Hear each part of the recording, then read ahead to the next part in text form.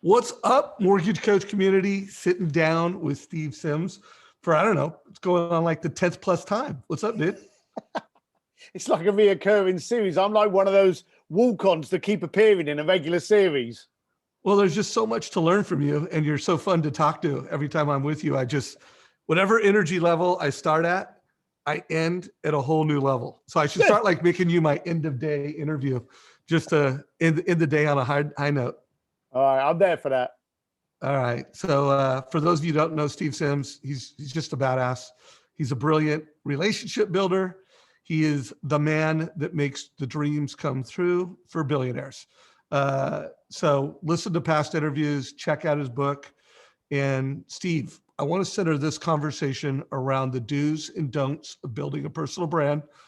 I think a year ago, 2 years ago, that was like an innovative idea. A year ago, it got pretty hot. Today, 2021, every mortgage professional that wants to really kill it in the decade to come, they're being thoughtful about building personal brands. So what are some of your thoughts on that? Well, you've already positioned it well. It was a great idea 2 years ago. It's downright critical now. With so much noise from the mortgage industry, and let's be serious, through COVID and with rates going down, it's been really, really busy. I don't want to be crude, but even someone that's marginally good in the industry has been getting a lot of business now because there's been a high amount of demand. The real show of your quality is when rates start going up again, we start getting busier again. That's when you're really going to come out. And that's when that brand identity is going to become imperative. We're in a digital ecosystem today. And what you've got to understand is people are getting to know you before they get to know you. People are going to hear about you, Dave. They're going to hear about Todd. They're going to hear about Steve. They're going to hear about Bill. They're going to be able to voyeur the hell out of someone and to make their decision on whether or not they like that person before they step up and do business with them. So understanding how important and critical, can't labor it enough, critical your personal brand is, you have to take the necessary steps to make sure that it's out there accurately. So tell me about this. So I think as a mortgage professional, you're doing mortgages, and let's face it, mortgages are getting pretty cool. There were like 3 different commercials during the Super Bowl of mortgage companies. What can be automated is being automated. So I think as a mortgage brand, not only do you want to be known and do you want to be liked, but you want to be like respected. I'm an advisor. My advice matters. So how does a mortgage professional or any type of professional go about thinking about their brand and building a brand? What are some of the first things they should be doing? All right. So first of all, you've got to ask you, and you laid it out there because you know all this stuff and you're sending me low balls. So thank you very much for making me look good. You always do. But you've already said it. There's only one reason people do business with you. That's because they relate to you and then they trust you. Okay. First, they've got to know that there's a relatability, and then they've got to know that you're credible. So you've got to identify with your prospects that you're credible. If you like cats, hey, throw pictures of cats up on your Facebook page. People that like cats will relate to you. And then the next question is, hey, can I do business with this person? Is this person credible? So you've got to establish your credibility. I'm going to pick on you for a second because you've done a really good job of doing it bad. And let me explain. You've never tried to be anything other than Dave Savage, okay? You are fist bumping, in your face, smiley chap, got the goggles on. You are just Dave. You show up as Dave every single time. Meet him at an event, see him speaking on stage, see him moderating, watching one of his podcasts, watching one of his brilliant interviews with Todd Bookspan and all the other superstars you have. It's Dave. You've never tried to be anything else than Dave. And you know this, Dave, and it's not meant to upset you. There are people that are not going to like Dave because they don't like Dave. Okay? Now, sure? I've heard that that's possible. I can't see how it would be plausible. But the beautiful thing about today's business is you don't have time for fence sitters.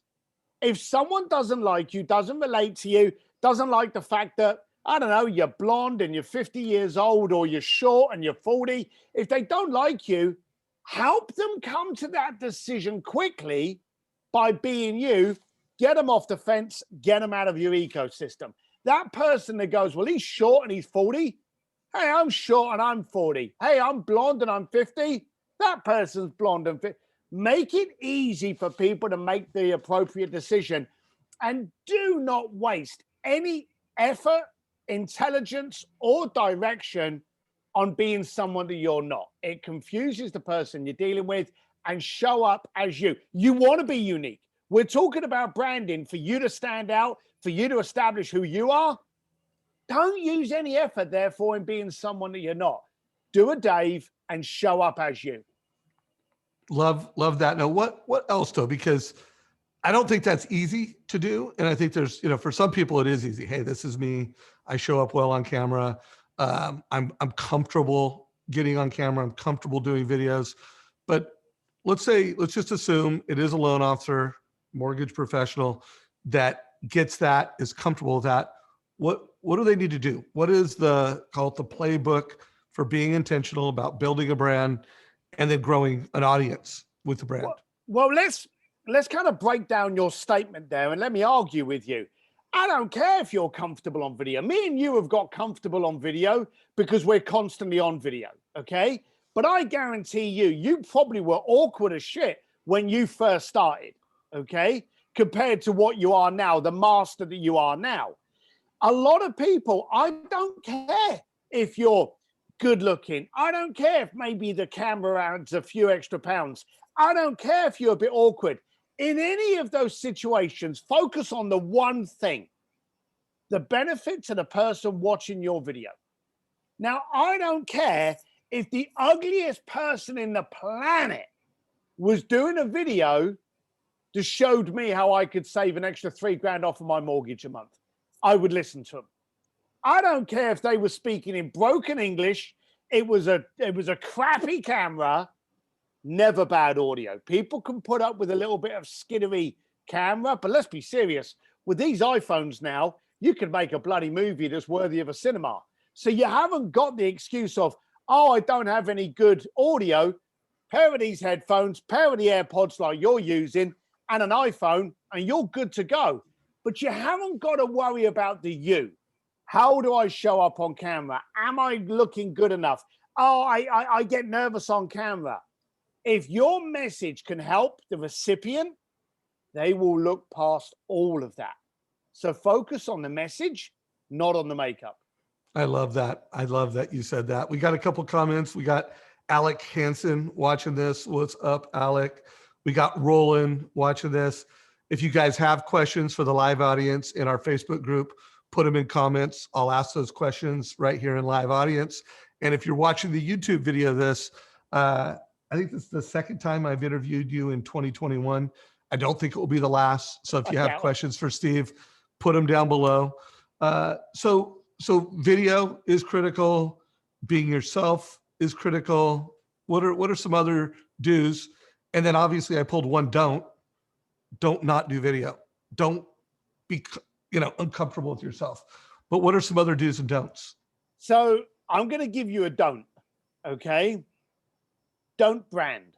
Now that's going to sound arse backwards, seeing as you talked about branding, and I've already said it's critical to brand. But I'm going to first of all tell you that the easiest way to brand yourself is, as Mater says in the cars, to not to. Don't focus on branding. And this is why. Focus on the recipient, focus on the solution that you are to somebody's problem. All the other branding's going to come along with it, okay? If you're a little bit jittery on account, like I used to see you, I used to love it. You were like, whoa, welcome, here's Dave. You used to be all kind of energy. Now you're sitting down at the moment, but you were always like that fist bump. You were full. You're going to get a fist bump before this is over. Good, I expect it. But the point is, it was just so clinically you with zero effort, and people could see that. So by you avoiding trying to brand, guess what? You actually branded. By you focus on you being the solution to someone else's problem, You're actually branding. Why? Because people are going to turn around and go, you got to meet Dave Savage. The guy's high on energy and he's got the answers. He can help my problem. I've mentioned this before. People have probably heard of me say it before. But again, here's the analogy. At 2 o'clock in the morning, when you've got a raging headache and you run to the kitchen cabinet to get a headache tablet, do you care what the packaging's like? Do you pick up that headache tablet and go, yeah, I don't like that box. I really don't like that logo. I'm going to go and get another pack. No. When something solves your problem, all the prettiness, all of the lovely webs, all of that goes by the wayside. I made a complete career without internet, without website, without phone number, without email, by people going, oh, you need Steve Sims. He'll solve that problem. That became my brand. And then you haven't got to sell. All you do is go, hey, how are you? Pleased to meet you. How can I help you? That's the length of the conversation. So I'm focusing on you becoming a personal brand by focusing no effort on becoming it, and intrinsically it will become it. Does that make sense? Yeah, you need to be it. And I do like that a lot. I know when I first started doing these interviews, I don't know how many years ago it was. I mean, I started doing interviews 12 years ago on platforms, but internally, even my team was like, hey, we need to put bumpers on these and they need to have a certain standard. And I was like, you know what? I just want it to be raw. I want it to be a real conversation between me and whoever I'm interviewing, and the less packaging, the better. Now, there is a time to edit, to put bumpers, to do some call outs, but I'm with you, focusing on the brand. Don't focus on the brand, focus on the value to the person who is your audience. I love that message. What do you think about putting bumpers on videos, putting words on them, and doing things that are known to optimize views on social media? What's your take on that? Do it to a point. And I say do it, and then I'll tell you what I don't do. So I always put an initial screen. And the reason I put an initial screen is if you load something up onto YouTube, there's some narcissistic nerds up in Silicon Valley that will pull a thumbnail that makes you look as stupid as possible. So help yourself by uploading your own thumbnail. So I do want to insert, I do make sure that there's not a silly thumbnail. And I do make sure, usually though, I try to make it so it's very organic. Just go and look for, if I'm interviewing someone, I want to catch them smiling. And my goal is to make them the hero. So get a flattering picture of who you interviewed. Always. Make that the thumbnail. So I do agree.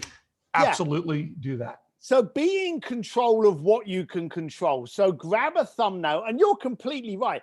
And we've been in this long enough. You'll turn around and go, right, on the count of three, give us a laugh. And you go 1, 2, 3, and you'll go, and you'll both stage it. You'll screenshot it. There's the picture. Hey, be in control of what you can control. Upload that as the thumbnail. At the end, don't assume that people are going to watch the video and then read the text underneath it. Don't assume that. So at the end of the video, stick a thumbnail on there saying, if you really liked what this video had to show you, contact me at Dave at blah, blah, blah. Make it easy for people to understand, but also impossible for them to misunderstand.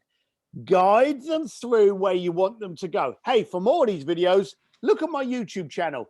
To get more solutions, visit me here. You want an answer and want to talk to me, click here. Make it easy for them to actually do. I do also agree with you about, and there's a hesitation because you'll understand this in a second. I do agree that you should have subtitles in there, because there's a lot of people that like to watch this when they're at work or when they're traveling and they don't have volume. Okay, there's a lot of people that like to do that. But I don't do it. And I don't put the subtitles on there because I get more out of a connection when people can hear the enthusiasm in my voice, the British accent, my quirky little things, and they get used to it. You've got an accent. Dave Savage has got an accent and he's got enthusiasm. You can't translate enthusiasm and tonality, and that's a very vital word today. You can't transcribe those into text. So I leave the text off, which forces people to put their headsets in and listen. And then they hear me going, oh, you want to do this? This is great. and they can get carried away with that enthusiasm as well as the message. What do you think that I also don't do the subtitles because I just want it to be as raw and real Yep. and believable, and then the energy, and I get it. I'm going to lose some audience. I'm going to lose some connection. I know there's some people that aren't going to click on it, where if I did those hacks, I'm losing something, but I'm with you on that. But what do you think what are we losing? Are we losing 50% of our audience? Or are we losing like 10%? What's your Let's guess? be serious. You want to catch engagement, and the key word that you said before, you want to enter into a conversation. Okay, I guarantee you there are people out there that hate me because I've got a British accent. Okay, there are people out there going, I can't understand what he says. He speaks too fast. Okay, those people that I lost, I was either going to lose in this video, or I was going to lose on my first Zoom call with them, or on my first phone call with them. I was going to lose them in any case. So if you make it easier for people to connect with you by getting to understand all of you, and if that means you've got to say, hey, you're not going to be able to watch the text, you've got to listen to me. You want engagement. You don't want 10 million people going, oh, I like Dave. You want 2 people having a conversation with you. That's what you want. You want the conversations. The people that you lose, I don't believe you lost in any case. They were going to go sooner or later in any case. Get the people that actually listen to the whole thing and go, yeah, this guy gets me and he's answering my problems. This young woman, this older lady, this is the person I want to be doing business with.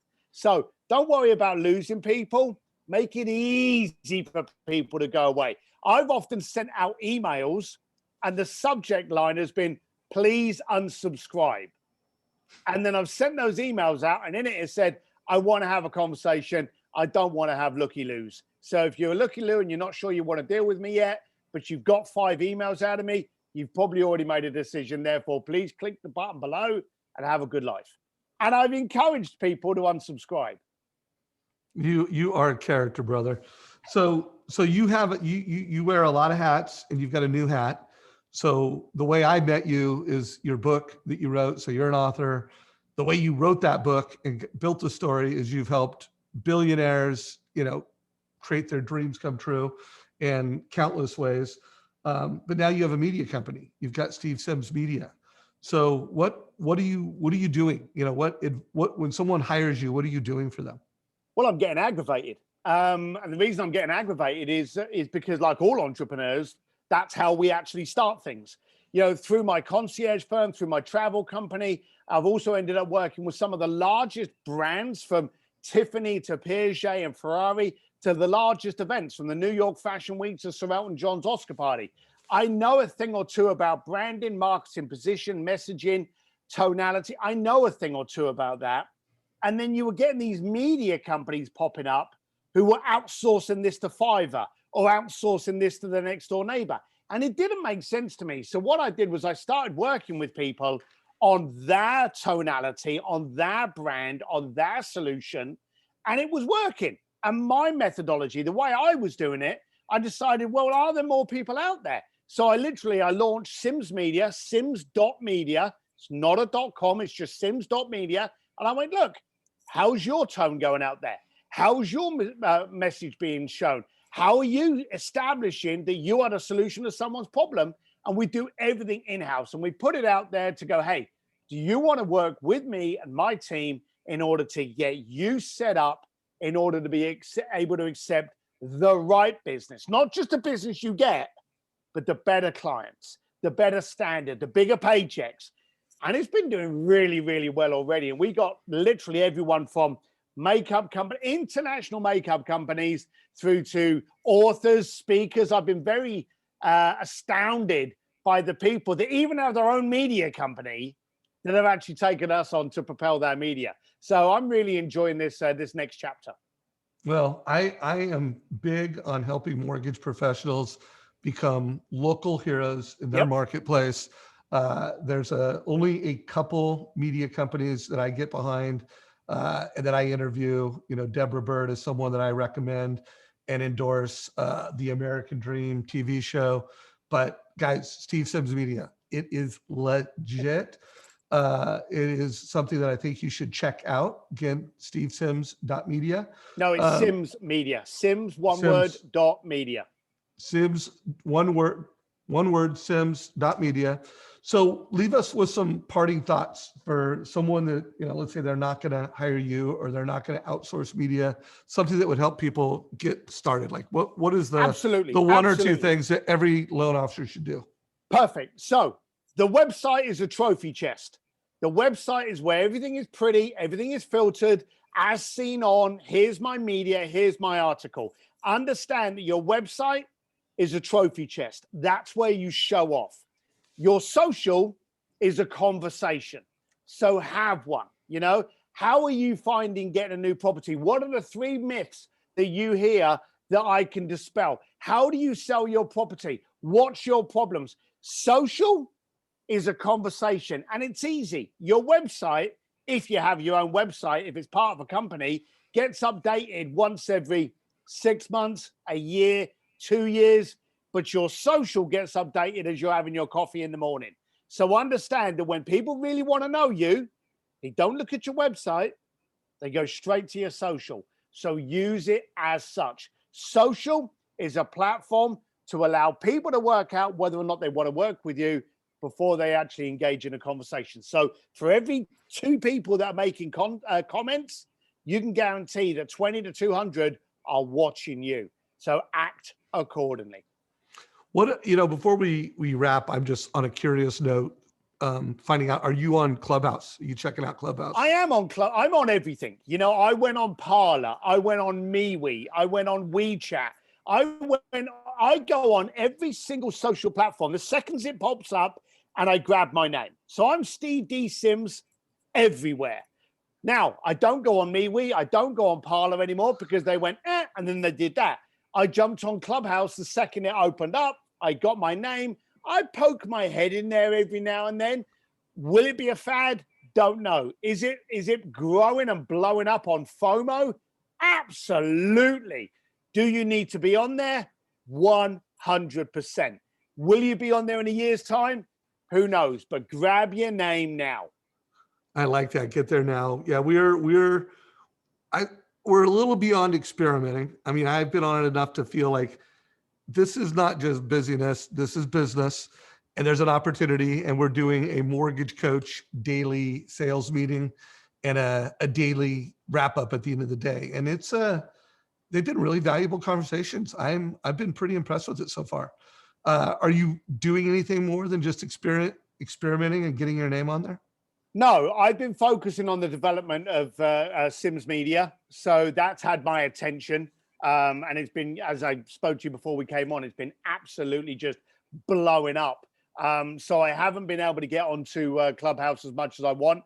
What I'm also doing is I'm jumping on the Clubhouse. I have not established my own rooms, but I'm jumping in there, and I don't want to be arrogant, but every time I jump in somewhere, I'm quickly pulled up onto the stage. So I get to have some really interesting conversations. I've been up there with some pretty spectacular people having some really cool conversations. I've also had some duds.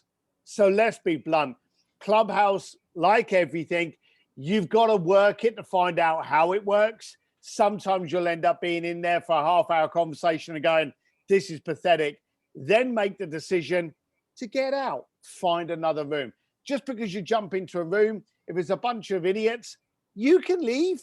You can move on. It's not like going to a party and you're stuck there because everyone knows you get there. Just get out and get into another room. But I'm with you. You got to work it a bit. It's still in its infancy. Some people are still trying to find their feet, but get in and use it what it's for, which is to have a conversation. Well, my friend, I always love getting on a call with you. Any parting thoughts, any parting words you want to give people before we wrap it up? Yeah, be impossible to misunderstand. If your statement, if your marketing campaign, if your bio, if any of those things are confusing, then you're losing business, because a client doesn't do business with someone they are confused about. So relook at all of your statements, relook at your bios, make sure the bio is exactly the same on every single social platform, and do not confuse your clients. If you confuse, you will lose. Oh, all right, my brother. Take care, man. Appreciate you, brother. See you later. Take care, everybody. Hopefully you got value. Give us a like down below. Share this with your friends. Take care, y'all.